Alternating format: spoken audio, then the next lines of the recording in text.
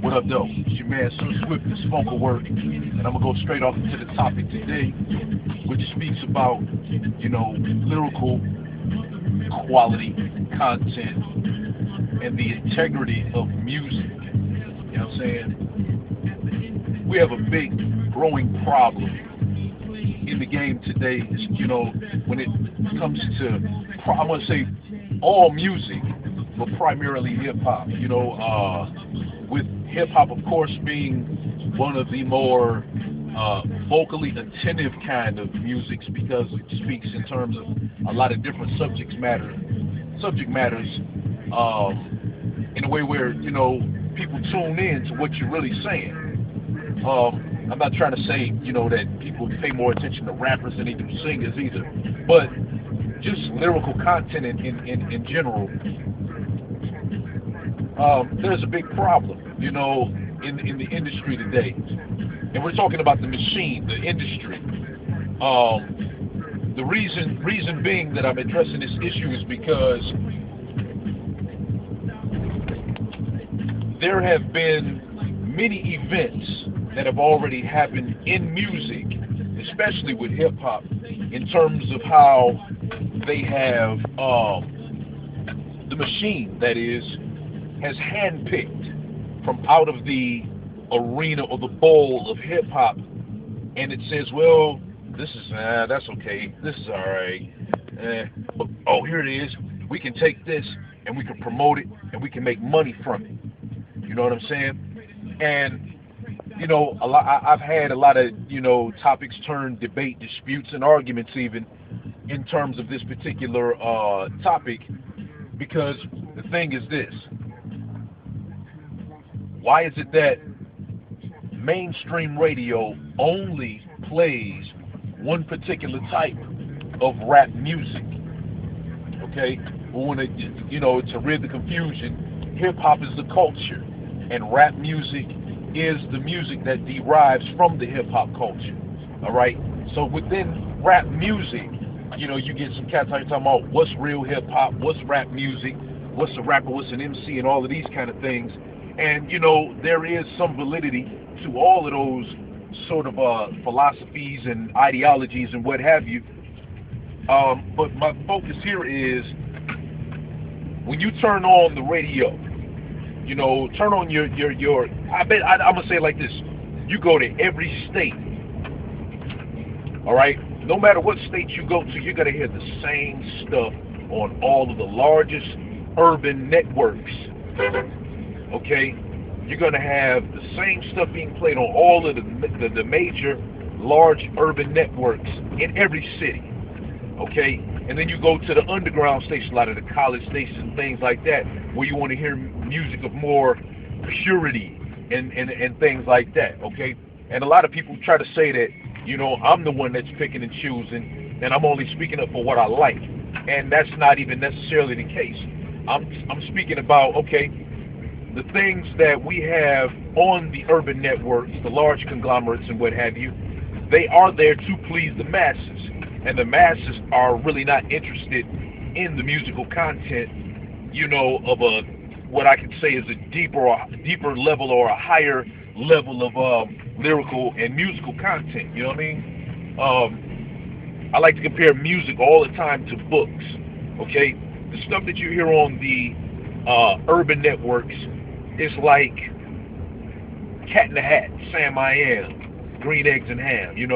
Very simple, lyrically designed, musically designed content and structure. Okay, but then the novel, when I'm gonna compare it to the books again, when you're talking about like music that you compare to like a novel without the bright colors, the pictures, and you're looking at paragraphs and big thick novels, is music like traditional jazz, higher level hip hop, where cats on the mic MCing.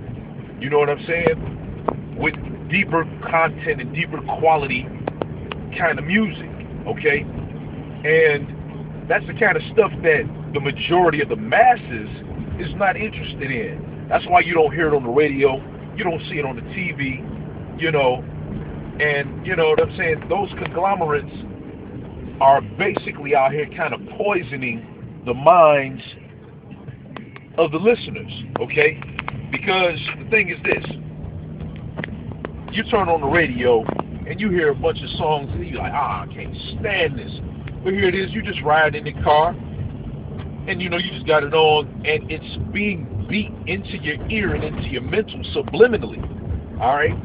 So the next thing you know, you're walking around whistling or humming or reciting the lyrics of a song that you can't stand because it's playing over and over again in your head. How many times have you been at work or wherever you've been and you got this song stuck in your head that you hate to death, like, right? But the thing is, that's what it is. It's a programming, okay? The major conglomerates in radio and in media, be it TV, radio, and whatever else, okay, control the minds and the ears, a condition. Let me say condition the mind and the ears of the consumers and the listeners. All right. Now, if these major conglomerates play higher level music, higher frequency music, deeper leveled kind of music, then it would be the reception would be the same. People would like, okay, let's take it back to what's now coined as the golden era of hip hop. Okay, hip hop music, rap music. Okay, back in the 80s, in the early 90s, music back then was more original because you had a more diverse a gambit of artists to pick from. You know what I mean? You had Will Smith, he was the clean cut guy. You had Eric B. and Rakim, the cats that was real serious on the mic and the beats. You had Run DMC coming with the hardcore.